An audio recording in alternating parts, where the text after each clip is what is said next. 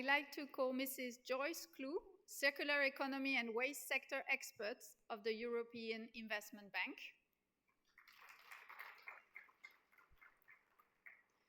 And I like to call Shamim Mwazi Nyamba, Community Manager of Africa Hatch Blue. Thank you so much for being here. And please, yes, take your pictures. It is not that often that you will see only powerful women's voices on a panel. So it's worth noting. Well, thank you very much again for being here. I'll give a little bit of an introduction and then I'll move to some of our panelists for a statement that they have prepared to ground us into the issue before we move to the panel discussion. As you all know, plastic pollution represents over 80% of the total marine pollution. But when plastic reaches the ocean, it is already too late. The remediation becomes the only band-aid we have. The Global Plastic Action Partnership I'm leading is the world's largest initiative tackling plastic pollution. We're working with 25 countries across the Global South, supporting local stakeholders from government, private sector, academia, civil society, and also the informal sector to translate commitment into action toward a circular plastic economy. I want to take this opportunity to congratulate the government of Kenya for their leadership, first in organizing this very first ocean conference on the African soil, but also for their leadership yesterday as we announced the launch of the Kenya NPAP, the National Plastic Action Partnership, the local chapter here in Kenya that is now starting the work at the national level. I commend Kenya's vision to address plastic pollution, not only as an environmental challenge, but as an economic opportunity to drive green industrialization and a more resilient economy. I would like please to ask you to give a round of applause for the launch of the National Plastic Action Partnership for Kenya. I started with the fact that plastic pollution represents the major source of pollution of the ocean. Proof, science is all here. But what is also strong is the economic impact that is already here today and which will only increase in the future. For example, plastic marine debris, when they entangle into coral reef, make it 20 times more likely to developing disease. At the same time, coral reef generates about 70 million tourist visits and a revenue of 36 billion over 100 countries. Pollution is a real economic threat. In Asia Pacific, for example, marine debris cost 10.8 billion since 2015. This is 6.4 billion in tourism activity, 2.9 billion in shipping and transport, and 1.5 billion in fishery and agriculture. And this is not including the cleanup cost. Finally, this is not just an environmental and economic crisis, this is also a health crisis, with microplastic affecting not only our environment, but also our own bodies. Each of us ingest or breathe the value of a credit card of microplastic a week. But to end on a positive note, the question is no longer whether solutions exist. The question is how we create the policy condition and the right environment to allow those solutions to scale. For this, we brought together this distinguished panel, which will be able to share their perspective.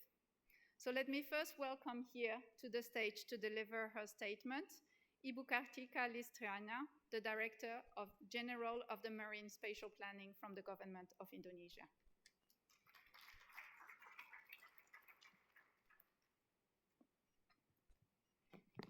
Thank you, moderator. Good afternoon, Excellencies, distinguished delegates, ladies and gentlemen. Indonesia views marine debris not simply as an ocean issue, but as a source to see challenge that requires integrated solution.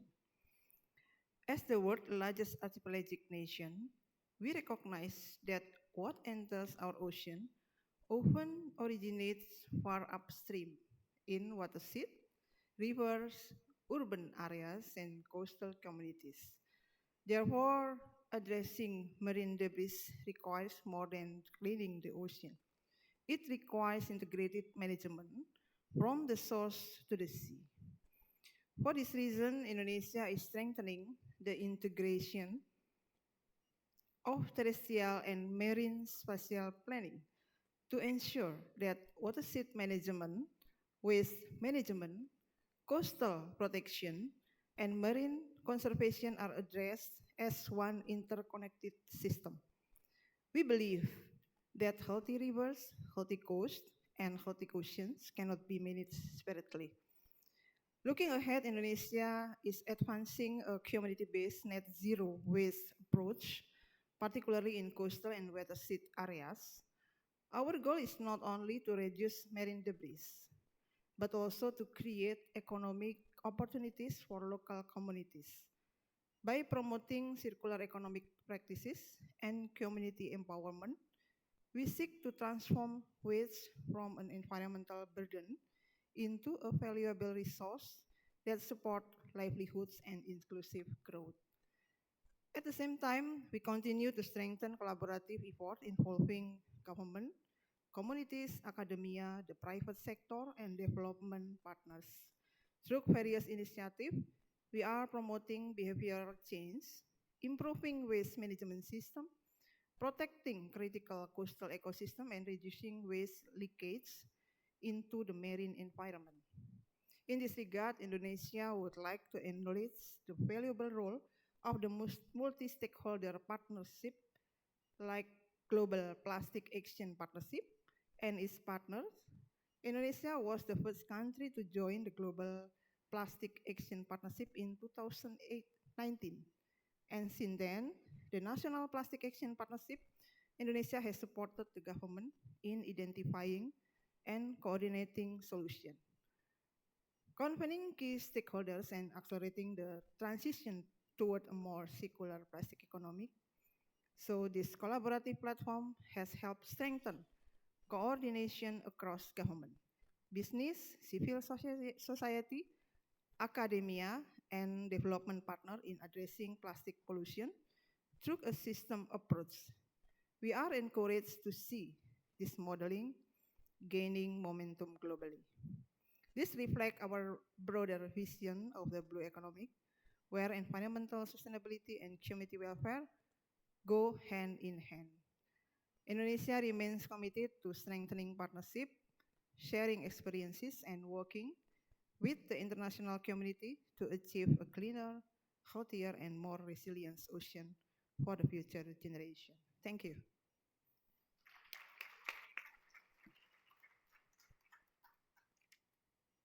Thank you so much. Let me now call our second speaker, Mrs. Shamin Wazinyanda, to come to the podium for a statement.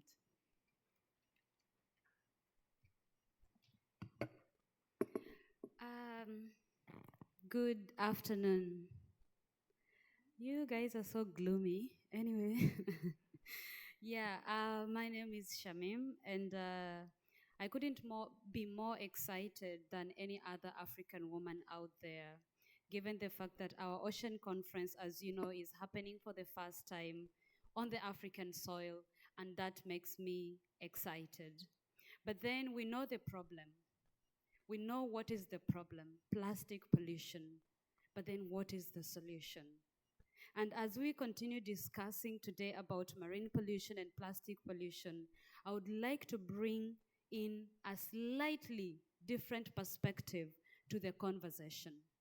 Because too often we focus on the problem, but across Africa, women are already building solutions and tackling plastic pollution that we have been part of the problem in this room.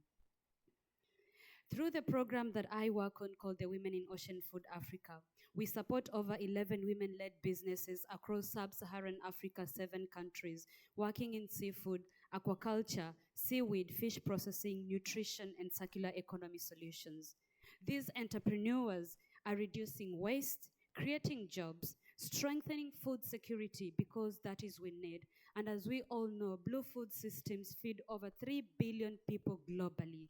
And we really need to step up the game to make sure that we have healthier oceans and demonstrating that healthy oceans and economic growth can go hand in hand.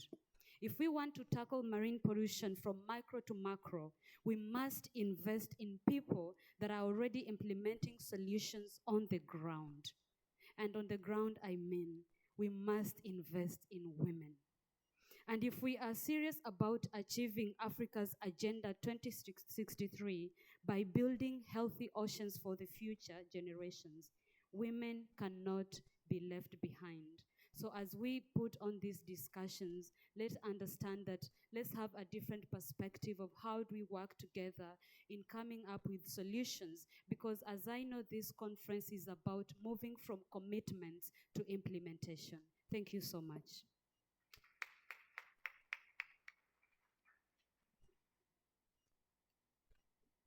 Thank you so much, Shamim, for your perspective. And clearly in our panel, women are not left behind. So thank you for bringing their voice here. Let me start now by asking some questions to our panelists.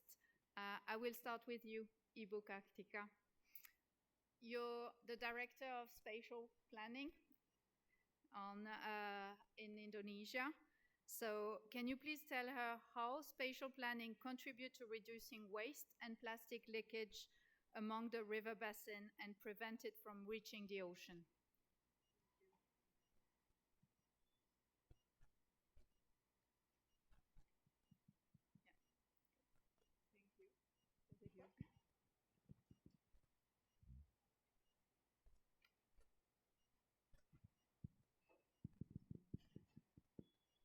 Test.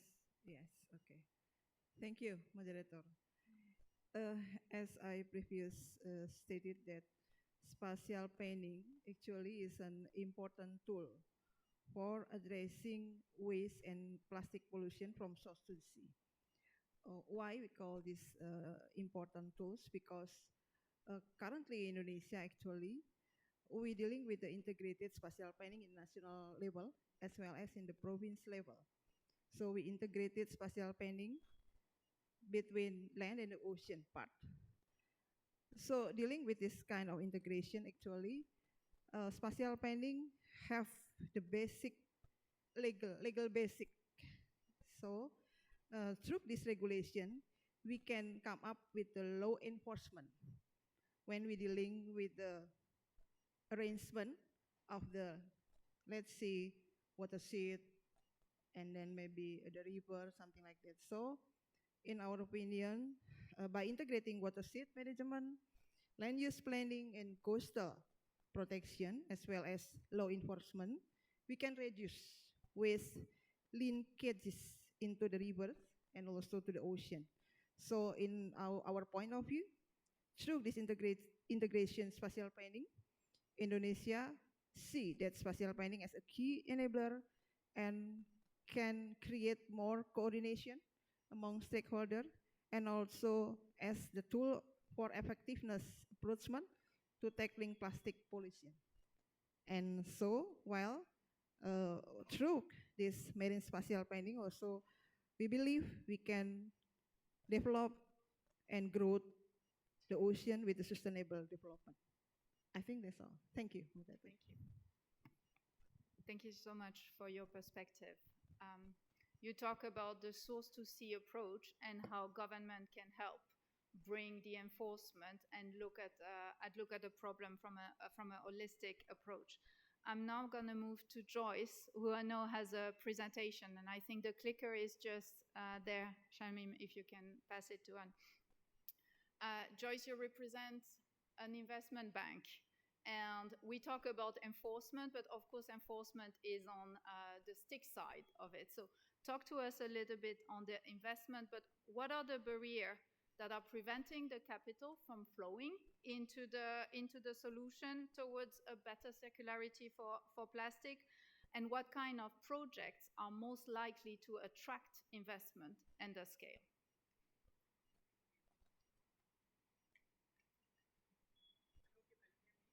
Not yet.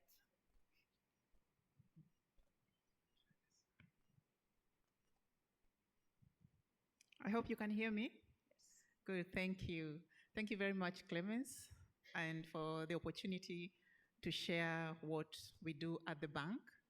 You're right, I'm from the European Investment Bank, and what we do is to finance projects. So what I'm going to share with you today is how we are actually able to finance projects that are related to plastic pollution. This is a very risky sector that you rarely find readily bankable projects. So we do work with both the public sector and the private sector. And for the first experience that I want to share with you is the experience we've had with developing projects in the public sector under a program called the COPI program. This is the Clean Oceans Project Identification and Preparation Program. So we all know the problem of plastics. And the main reason for pollution to the rivers by plastics is mismanagement of solid waste. If waste is not managed at source, spreads into the drains, spreads into the rivers, and flows downstream, finds itself into our oceans. So what informed the decision for us to support these kinds of projects is this problem we are seeing. And if you look at this map, you can see the concentration where the majority of the pollution of the ocean is. Worst affected areas is in West Africa, as you can see. So the bank wanted to finance plastic waste management projects in sub-Saharan Africa. And as I mentioned, these projects, they have to be bankable. So when we came and started looking at these types of projects, we could not find any bankable projects. And to define bankability in layman terms, the project has to have a clear business case. It has to have very strong sponsors or promoters. It has to have also a very clear costs and revenues. And it has to have high standards, environmental, social, technical. It has to meet the standards that have been set. So when we come to, we want to finance projects like this, we are not able to find them available for us to come in and just sign an agreement, a loan agreement with whoever promoter is interested, and we move forward. So what we did, we had a collaboration with several banks, the European Investment Bank, KfW, the German Development Bank, AFD, that's the Agence Française de Développement, the French Development Bank, and there was an initiative called the Clean Oceans Initiative. And these banks committed about 4 billion euros to finance projects that are related to preventing plastic pollutions into the oceans. And one of the outcomes of this was the COPI program. So for the COPI program, we started by identifying projects all over sub-Saharan Africa. This was a program specifically for sub-Saharan Africa, identifying potential projects. And then we did 20 in 20 different countries in sub-Saharan Africa. We found that 10 of those could move to pre-feasibility study. We did the pre-feasibility study and found that about 5 of those can actually be financed. So if you can see the list here, these are the projects that we managed to prepare, and we've already signed a loan with Benin and also the government of Gabon, and the projects are ongoing with the implementation. But for Tanzania, Kenya, and the Gambia, those ones are still also in the process of being prepared. So this is how we are able to come into this risky sector and actually finance projects through technical assistance program to prepare them and bring them to bankability. But those are very big projects because the minimum loan we can give is actually 25 million euros. But when it comes to small sector projects, like in SMEs, MSMEs, they are not able to absorb this amount of resource. So for this, we came up with a thematic blue economy window. It is called, we call it the Ocean Credit Line. And actually, we are the only IFI that has this credit line for SMEs in the blue economy space. And just to give you a taste of this, what we have done with this thematic blue economy window, we've done it in Tanzania. This was actually the pilot. And for this project, we were able to sign a 350 million euro loan with the banks in Tanzania. So these are intermediated lending. So if they're a commercial bank, they can absorb the bigger chunk of the money and then they can distribute it to smaller SMEs. And we gave them conditions. At least 30% was going to gender, and at least another 30% going to blue economy. And there's been a very good uptake. We also provide them with a partial portfolio guarantee. What this means is that, you know, these SMEs, some of them operate informally. They don't have guarantees. If in case somebody comes to take a loan, they cannot repay back. They may not be able to pay back the loan, and other risks that the banks may face. So partially, some of the risk support that we give is to support these banks to be able to recover part of the loan that they've given out, just in case there's a default from the SMEs. And also, we provide technical assistance to build the capacity for both the SMEs and also the banks, because these SMEs, they don't have financial literacy, things like that. The banks also may not have a strategy for blue economy. It's not something they were dealing with because the sector is very risky. And this is progressing well. It's not only in Tanzania, it's also happening in Madagascar, and we are open to expanding it to other countries. So on the last part, on types of projects that we finance, as you can see, in the last 6 years, we've invested over 15 billion euros lending in the blue economy sector. And the sectors that we focus on, you can see them on the screen. We can finance projects in the waste management sector, in the water, stormwater, renewable energy, etc. So those would be sectors that are eligible for blue economy in case somebody is looking for financing in that. So that's it. In case you need any more information, you need to reach out. You can reach out on those contacts there. Thank you.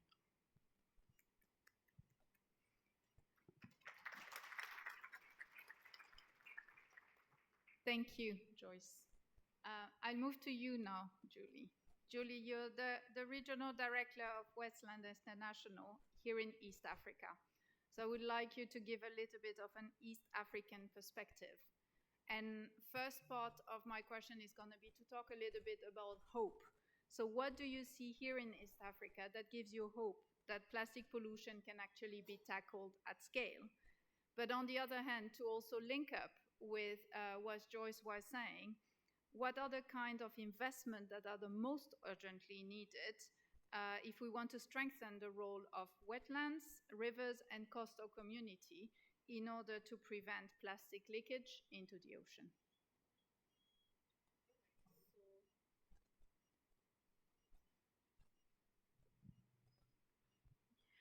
All right, thank you very much for that question.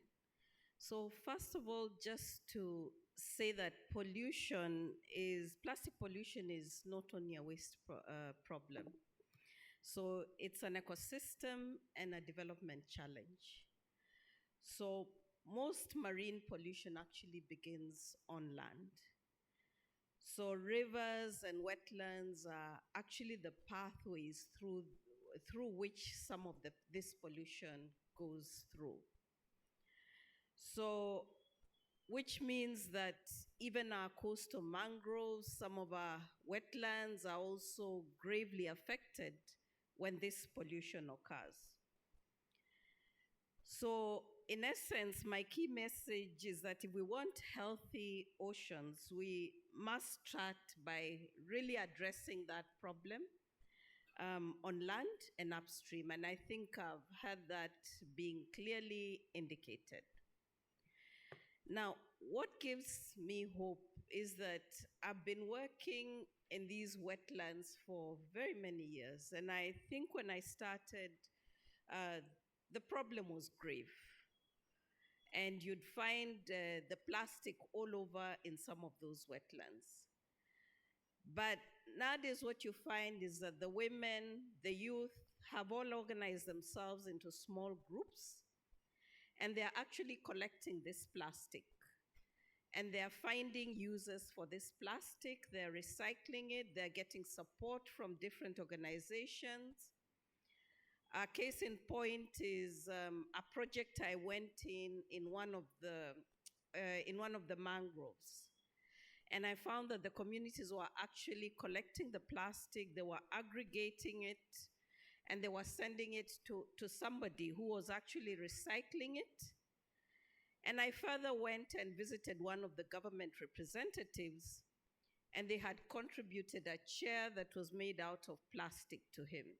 So the communities are actually doing something about it. Then, of course, the fact that the communities are actually combining environmental stewardship with plastic pollution, I think that also gives me hope. So they're not only restoring the mangroves or restoring the wetlands, but they're recognizing the fact that if they do not remove the plastic, then it does not amount to much. Then the second thing that gives me hope is the fact that at the policy level, there's actually something being done. The policies may not be finalized, they may not be implemented in the way we want, but I'm really happy to see when some of the countries have actually banned plastic. You cannot enter plastic with them. And more so when I see the private sector also supporting that initiative.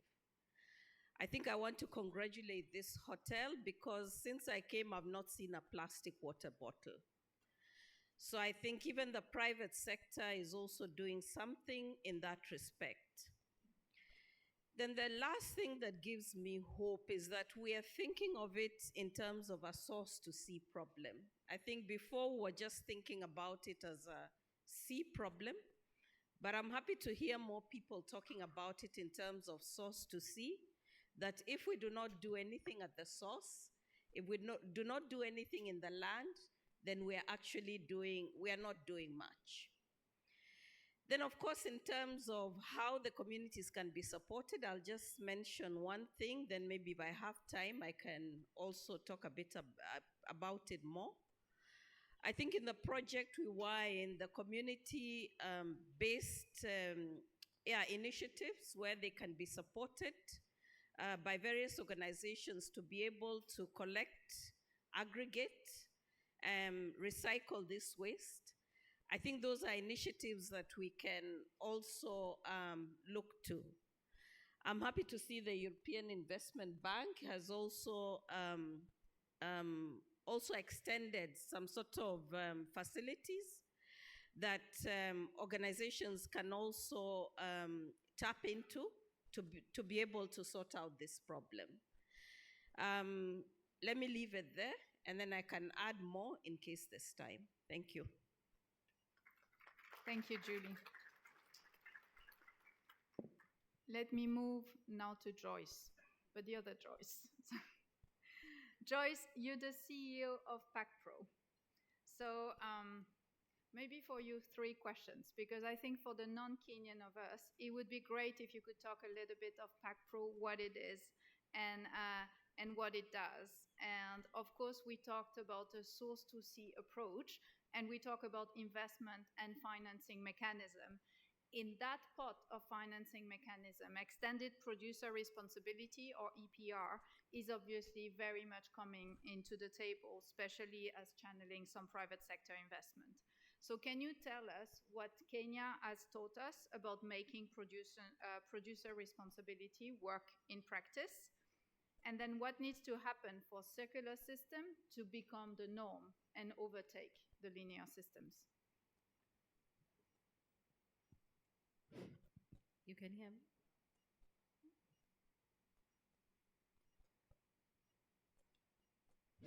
Yeah. Better? No. Yeah, this is better? Okay. So, apologies. So, I'm Joyce Gachugi Waweru, and I am the Chief Executive Officer at the Packaging Producer Responsibility Organization, PAKPRO. In Kenya today, like a few other jurisdictions in Africa, we do have mandatory extended producer responsibility, which is really a policy approach where producers, the source, are now being made to manage the post-consumer packaging that they release into the environment. And so how it works is that organizations such as ourselves, we represent these companies as our members, and they pay into our organizations for every kilogram of material that they put into the market.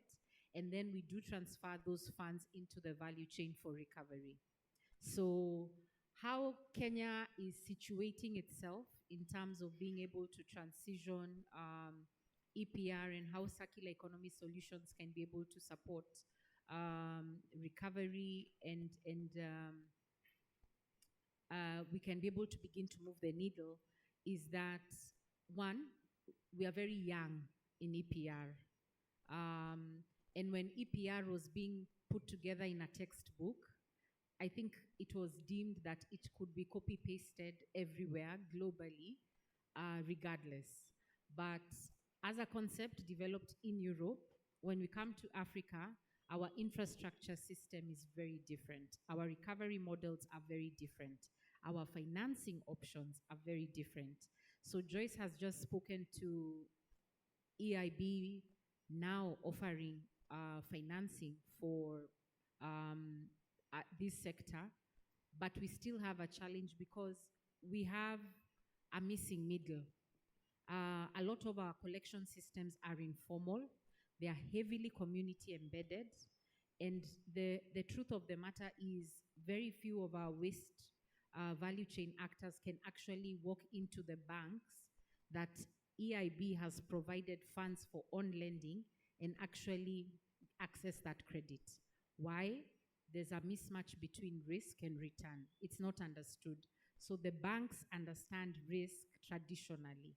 In the waste management sector, circular economy, it's a very emerging sector, but it requires really patient and a different mindset in terms of how we understand risk. The reality is that traditionally a bank would peg risk as market volatilities in terms of the pricing of plastics, for instance. When is the demand? How is it coming in? How are the value chains supplying these materials? But that's not actually how the waste pickers or the waste collectors are actually doing this. And beyond that, they too don't also have this data. And so why EPR is important right now is that we are acting as an intermediary.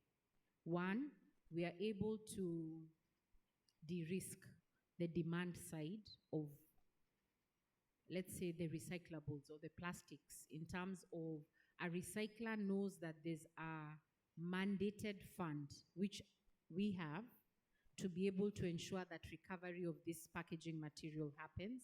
And so that provides comfort to an financial institution, but also from the collector side, they know that there's someone who has money to pay for it. Now, how do we leverage that? Is by the three of us, EIB, financial institutions, ourselves who are de-risking the demand side, and the collectors sitting in a room and crafting a product that's fit for purpose for our market. And I think that's when we'll begin to see a shift in circular economy. If the money is not accessible or available, we'll keep seeing limited capital like philanthropic grants. This is the only capital that's available that's chasing these people in terms of the projects that they're able to run. But once the pilot projects are over, the grants dry up, then the projects, they collapse. Because the reality is people for the longest time say cash is king, but it's actually cash flows that are king. And as so long as we're not able to get our waste collection value chain actors having steady streams of cash flow, then Joyce and every other financial institution is not going to be able to give them a chance. So this is where EPR is coming in to be able to kind of provide that stability that provides comfort to de-risk this system. Thank you, Joyce. I think you're bringing up a very good point. How do we de-risk so that the financial capital that is actually available gets where it needs to get? And how do we actually blend public and private capital in a way that it can drive to that de-risking? Shamim, I'm going to come to you last, but definitely not least. I think you made a powerful intervention to talk about the role of women and how to take women also into that transition. Women are already connecting and responsible for the consumption and towards a healthier and better and less polluted ocean food system. How are they doing this? And then please, as a follow-up also, help us how we can, what it would take to invest in women which are at the front line, because waste pickers are very often also a women workforce. So these frontline responders to marine pollution, and what are the drivers of sustainable food system? Wow, 1,000 questions, and thank you so much. First things first, I would like to say responsible consumption, it is about you in the room and myself in the room. Let me give you an example. We have exhibition booths. I don't know if you guys have had time to go through those exhibition booths and see what people are doing, amazing jobs, recycling, aquacycling. But one of the things that I realized talking to one of the exhibitors was around how are you going to convince me to ask somebody to buy this bottle of water at 300 shillings, Kenyan shillings, and not buy the plastic one, which is 50 Kenyan shillings. So it is a whole aspect of how do we convince the consumer? Why is it 300, a whole 250? What happened in between here? And I think that is why I mentioned from the beginning, it is the whole aspect of reality check, trying to understand how do we talk about sustainability when it comes to consumption, but also how do we talk about bringing in the people to embrace and start adapting the solutions that we are creating to make sure that we prevent plastic pollution within our ocean ecosystems, and also talking about lakes and rivers.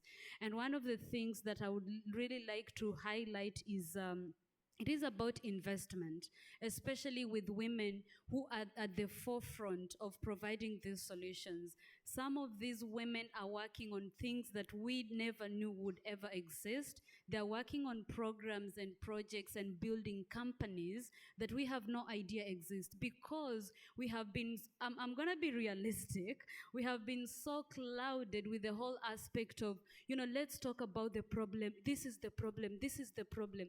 The science has been speaking for the past 60 years. We have the plastic treaty. We have different treaties, policies, but then implementation is here. So how do we now move from the science itself, now talk about how do we implement, how do we work with investors, how do we make sure that women are being invested in, how do we make sure that women businesses are investable? And this is one of the questions that I've been asking everybody around the corridors. Is it that women businesses are not investable? Is it that you just don't see them, or what is happening? One example I'm going to give, because you asked me about examples. There's this company that we are working with, and they're doing fish waste. They're turning fish. For how many of us in the room consume fish? Majority of us consume fish. And you know what you're consuming is only 40%. So where does your 60% go to? It is about the whole aspect of marine pollution. It is the whole aspect of plastic pollution. It is the whole aspect of food security, blue food systems. the 60%, that is what they're recycling and making different products, affordable products. Another thing is looking at how do we now create channels that are affordable, that are accessible by these women who are struggling on the shorelines of Dar es Salaam, for example, where I come from, or the shorelines of the Gambia, Sierra Leone, countries that I've been able to work with. How do we now bring them to such spaces and be like, we want to give you resources? And my sister Joyce mentioned, personally, as a young person, we are tired of donor fund. I am not saying it's bad. I'm not saying that it's a bad thing, but we are tired. How do you talk about partnerships, concrete partnerships, where we are tackling problems together? Because we know the problems are there. But then if we keep on giving, people keep taking. And then the moment you cut off the hand, everything comes at a standstill, and it now becomes a problem to everybody. That is the same case with plastic pollution. It has been a problem for generations and generations. And in reality, I don't know if Africa is already at that position of saying we want to transition from plastic pollution. One thing, do we have infrastructures? Second, are we ready to do that?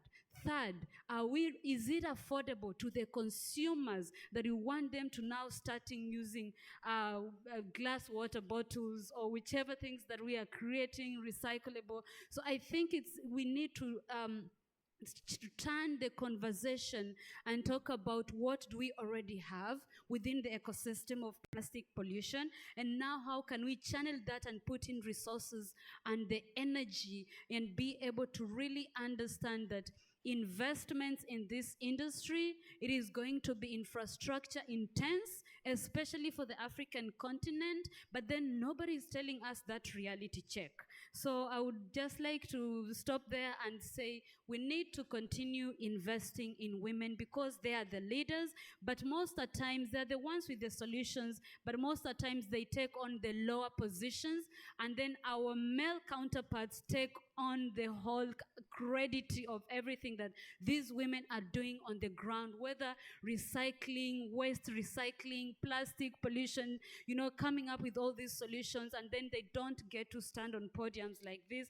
And I love the fact that we are all here representing those women to be like, we need credit as women in the sector, because we need to really understand that women are builders of this continent and they're the backbone of food systems, which is going to really keep our oceans healthy and sustain yourselves in this room and myself. Thank you so much.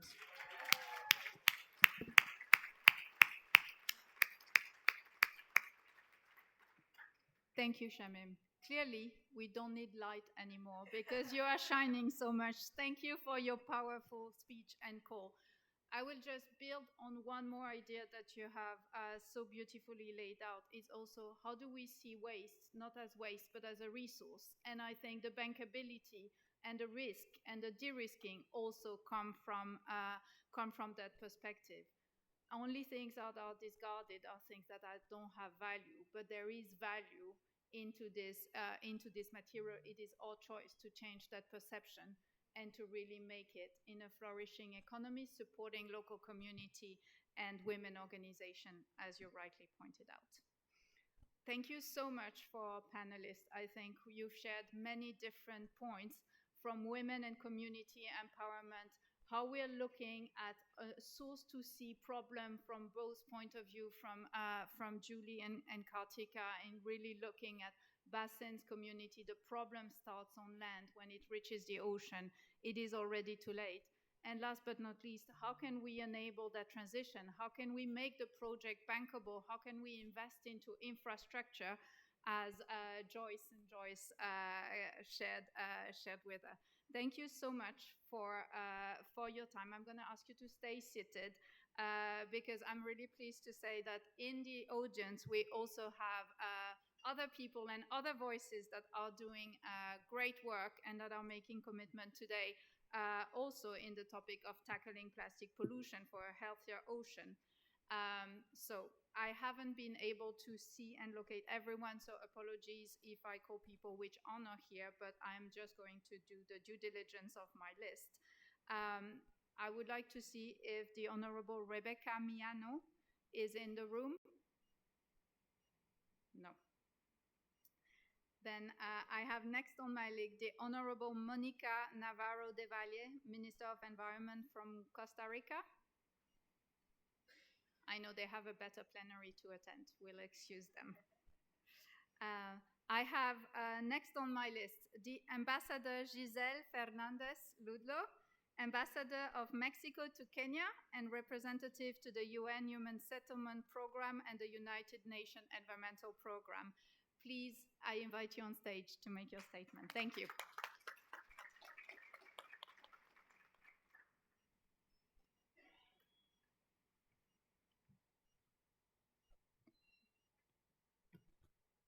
I guess we are stealing the light from the other plenary as well with all these powerful interventions. So thank you very much to my fellow panelists, and thank you for the invitation for Mexico to present our commitment. I am honored to be here with you this afternoon. We have been talking about plastics, how do we finance, how do we make sure it's properly integrated. So for Mexico, not only the economical, but also the social aspect of plastic has been a priority. The voluntary commitment that we announced today is the development of a national diagnostic on abandoned, lost, and otherwise discarded fishing gear, commonly known as ghost gear. Mexico recognizes that ghost gear represents one of the most pressing challenges facing our ocean. It affects marine biodiversity through entanglement of ghost fishing, damages critical ecosystems such as coral reefs and mangroves, creates risks for navigation, contributes to marine plastic pollution and microplastics, and generates economic losses for fishing communities, whose livelihoods depend on healthy marine resources. Addressing these challenges requires first understanding its scale and characteristics.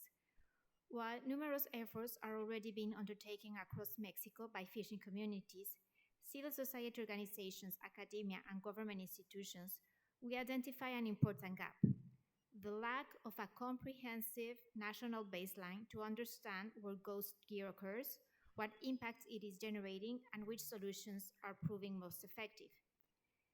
Building on Mexico's membership the Global Ghost Gear Initiative since 2020 and on previous efforts to prevent and combat ghost gear, this national diagnostic will compile, systematize, and analyze existing information on the issue across the country. It will identify ongoing actions, lessons learned, regulatory gaps, and opportunities for improvement, ultimately supporting the development of a national roadmap to guide future action. And also the composition of this panel is really representing what Mexico has been doing, because we have built this initiative through a participation of multi-stakeholder process. We are involving government institutions, of course, but the most important part, the fishing communities that need to be on board, researchers, conservation organizations, and other relevant actors. We have done this through workshops held across the country. We have listened to the voices of those who experience this challenge firsthand and who are already implementing solutions on the ground. Preliminary findings have already identified more than 200 actions addressing ghost gear across 16 Mexican states, demonstrating both the scale and the challenge and the commitment of local actors to tackle it. At the same time, we recognize that no country can solve this issue alone, as it has been said. International cooperation, knowledge exchange, and partnerships will be essential, particularly in areas such as gear recycling, circular economy, approaches that monitor technologies, and best regulatory practices. To conclude, Mexico reaffirms its commitment to working alongside governments, international organizations, and all different actors to address global ghost gear and advance a sustainable ocean economy that benefits both our people, our nature, and without plastics. Thank you very much.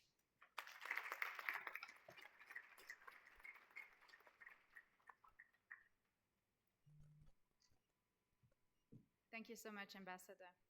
I am now calling to the stage Mrs. Ana Paula Leite Prates, Director of the Department of Ocean and Coastal Management of the Ministry of Environment and Climate Change from the Government of Brazil. Please, the stage is yours.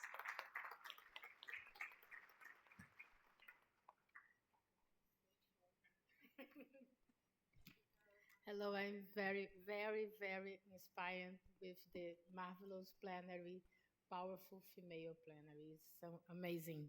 Congratulations. Good afternoon. I am Ana Paula Prates, Director of Ocean and Coastal Management at the Ministry of the Environment and Climate Change. And it is a pleasure to be here in the name of the government of Brazil. Brazil has submitted 9 voluntary commitments to the conference.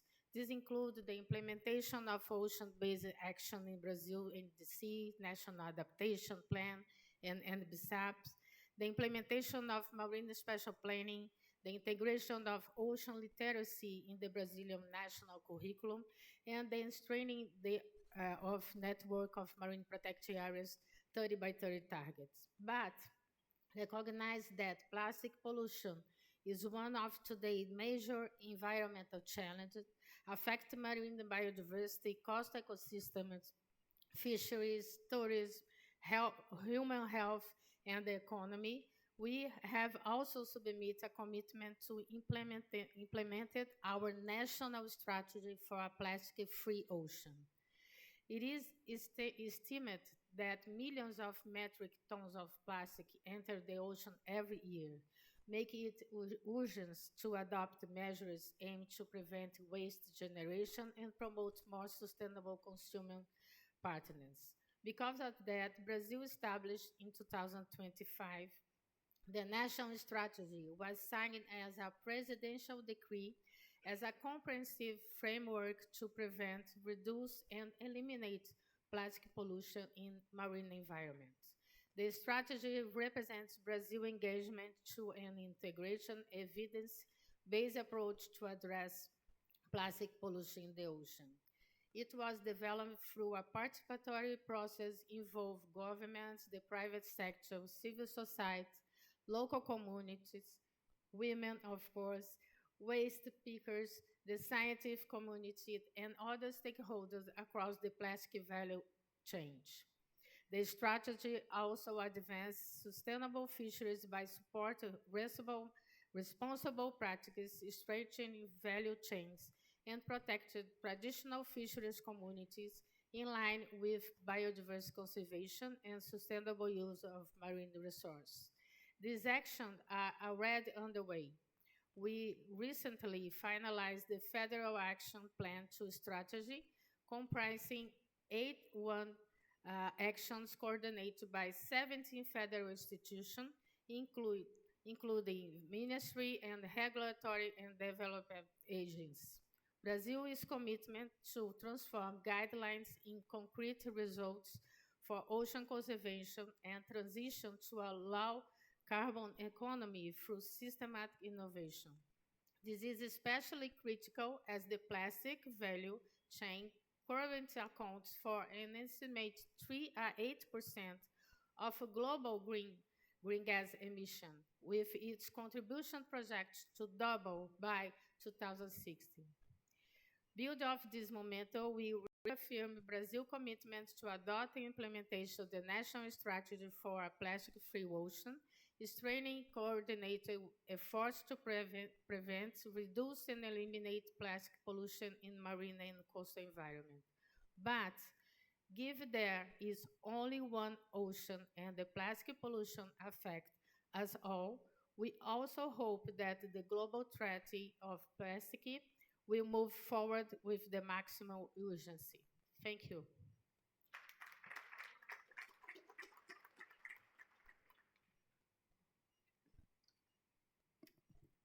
Thank you very much. I'm now calling our third speaker, Mrs. Valentina Morello, Environmental Advisor of the Government of Italy. Please, the stage is yours.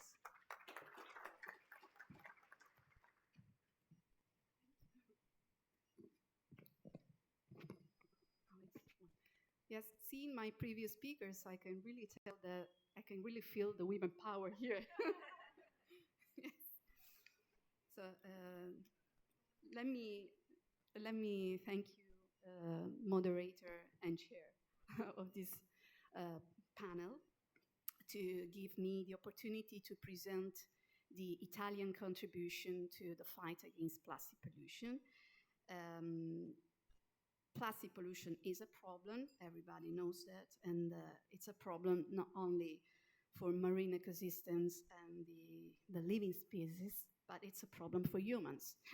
Science has proven indeed that plastic has been found even in women placenta, so it is really an urgent threat to fight.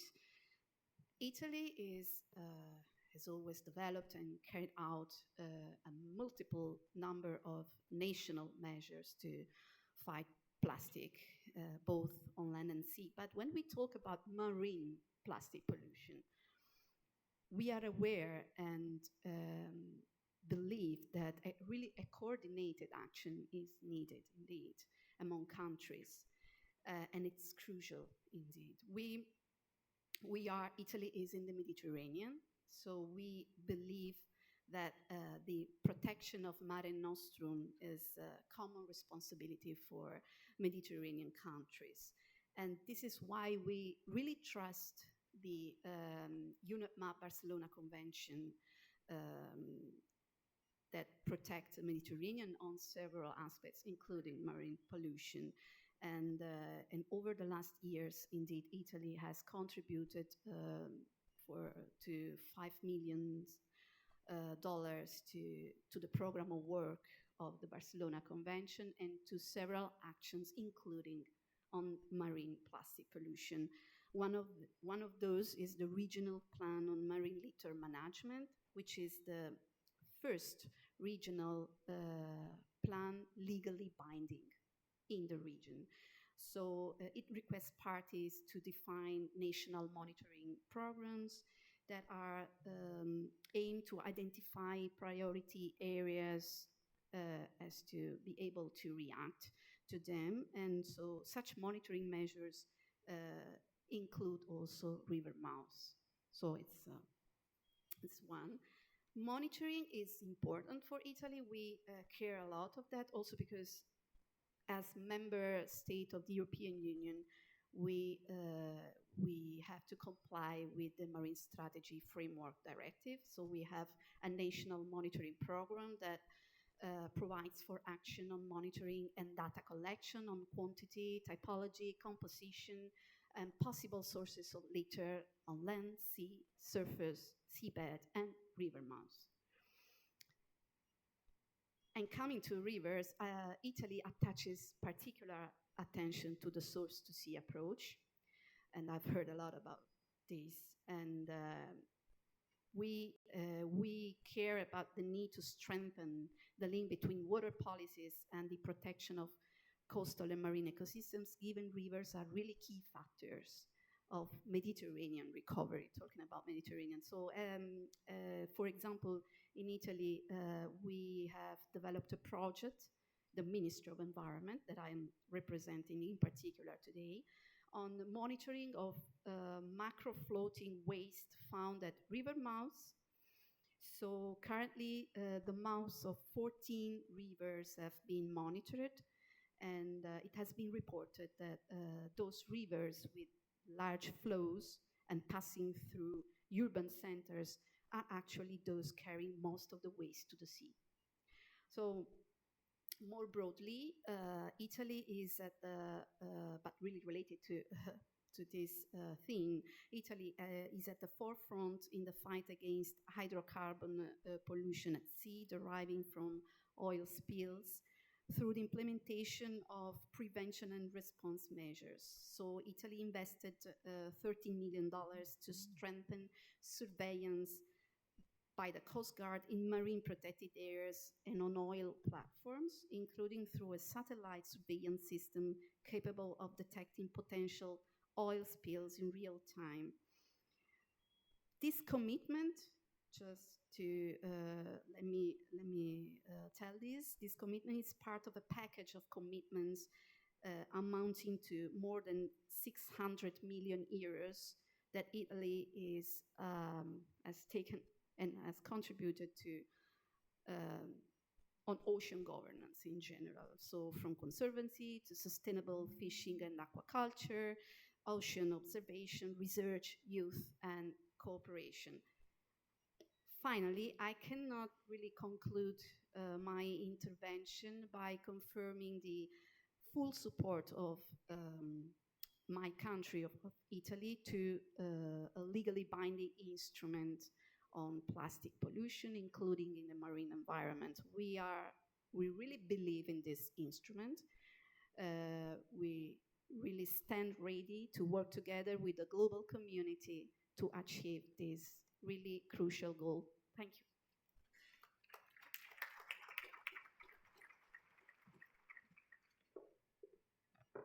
Thank you very much.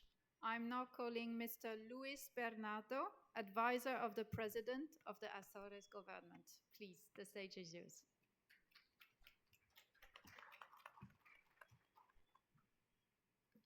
Good afternoon, everyone, and well, thank you so much for such an inspiring and powerful panel.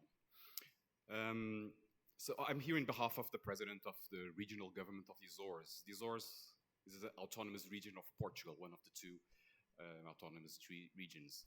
We are quite a small archipelago right in the middle of the Atlantic, of the North Atlantic, about 700 nautical miles from mainland Europe. But we do have around 1 million square kilometer EEZ around our islands.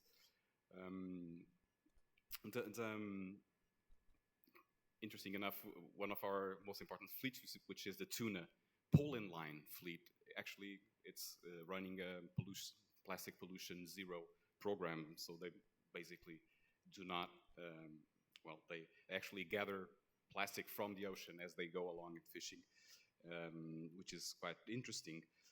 And so the Azores, in order to address marine pollution, biodiversity loss, and climate action, and as we announced at our Oceans Conference in 2024 in Greece, the Azores have approved the largest marine protected area network in the North Atlantic, covering about 300,000 square kilometers. Half of this area is fully protected.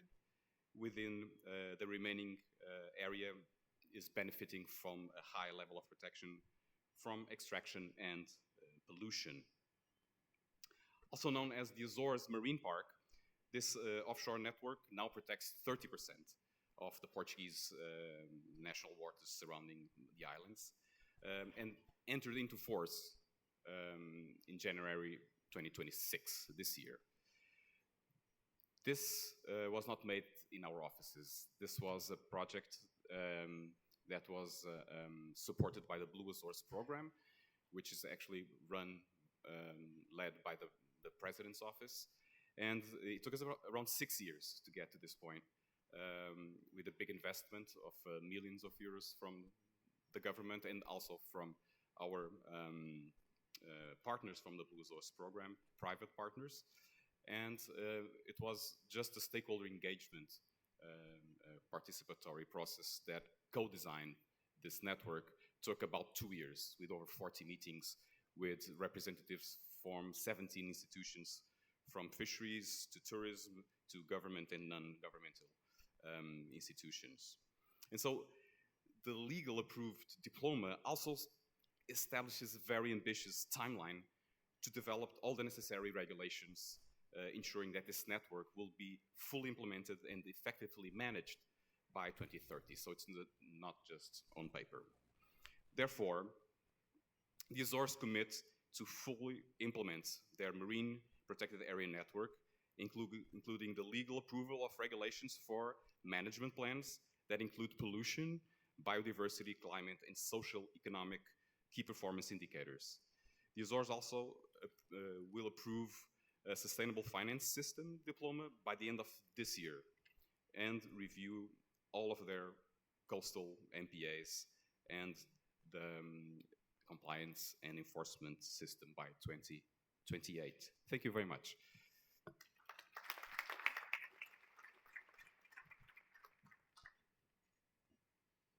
I'm now calling Mrs. Gladys Kimeu, Partnerships and Membership Coordinator of the Kenyan Youth and Biodiversity Network.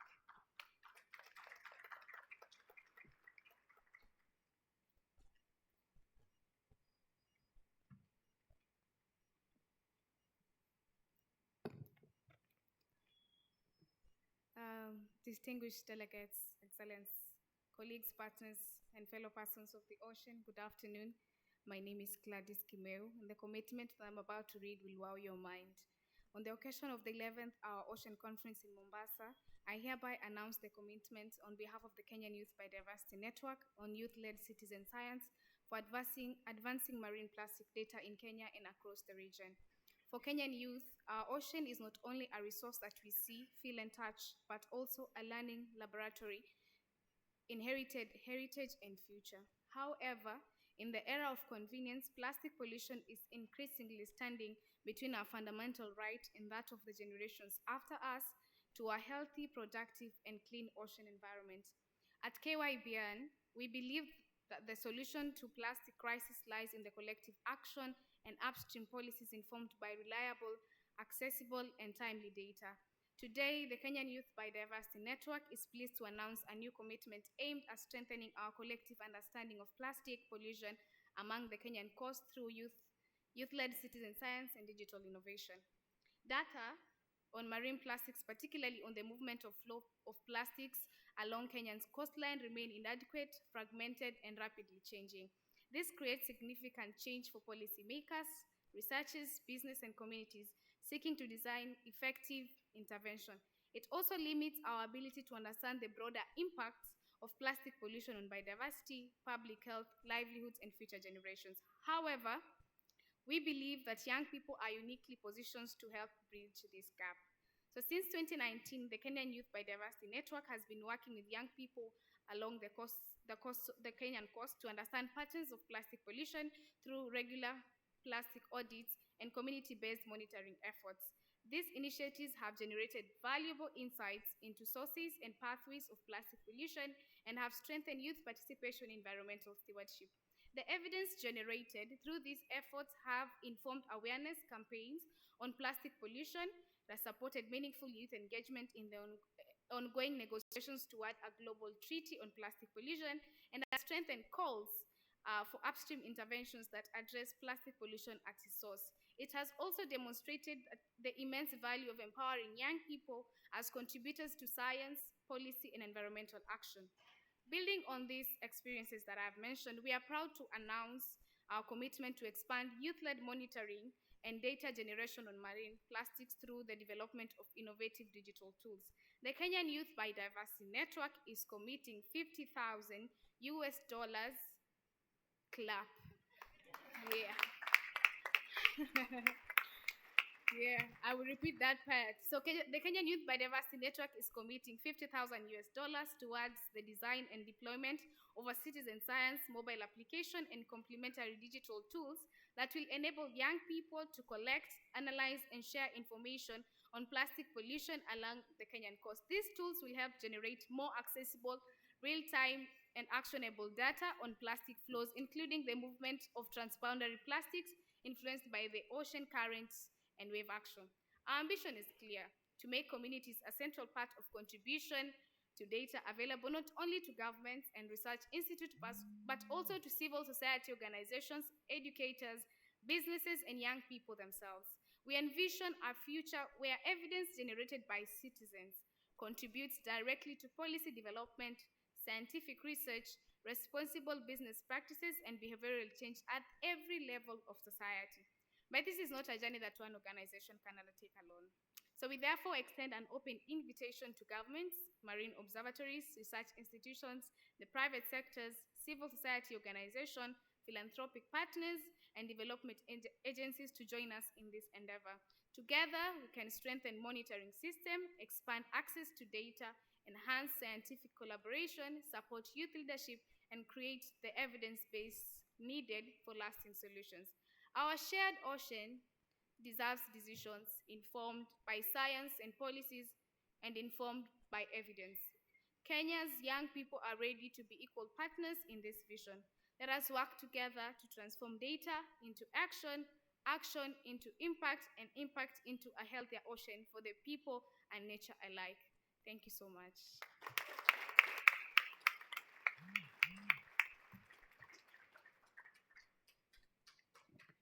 Thank you so much. I will now call our last commitment maker, and then I would like to ask all of the people that made commitment to join the panelists at the end of the intervention for a family photo before we leave the stage to the next panel. So I'm now calling Mr. Farazi Zimudzi, Sub-Regional Coordinator of Eastern Africa for the Food and Agriculture Organization of the United Nations.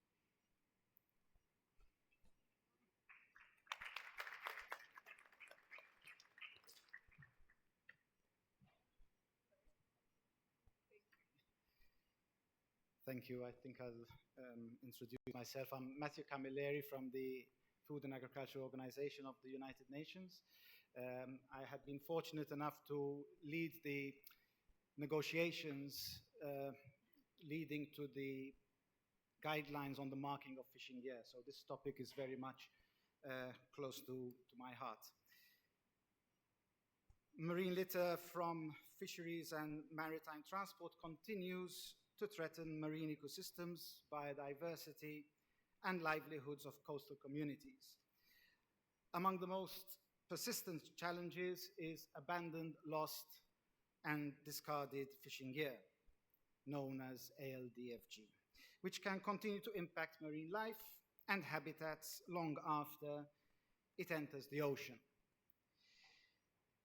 FAO is pleased to announce today its commitment to strengthen global efforts to prevent and reduce marine litter from fisheries and maritime transport, with a particular focus on ALDFG. We know that fishing gear is made up of plastic. Well, most of it is made up of plastic. Through 2030, FAO will support three principal actions. Firstly, we will promote the implementation of the FAO voluntary guidelines on the marking of fishing gear, a globally recognized tool that helps prevent and reduce ALDFG, improve fishing gear traceability, and support sustainable fisheries management in general. Secondly, FAO will conduct fishing gear loss surveys in partnership with governments, other organizations, and initiatives such as the Global Ghost Gear Initiative, generating critical data and evidence to better understand the scale and drivers of gear loss and to inform effective policy responses. Thirdly, together with the International Maritime Organization, FAO will continue to provide technical assistance and policy guidance to support countries in preventing and reducing marine plastic litter from both the fisheries and maritime transport sectors. To deliver these actions, FAO is committing more than $7 million, together with in-kind contributions up to 2030. This commitment reflects our determination to work with governments, industry, scientists, and civil society to protect marine ecosystems, strengthen sustainable fisheries, and support resilient coastal communities. Together, we can turn knowledge into action and make meaningful progress towards cleaner, healthier, and more productive oceans. Thank you.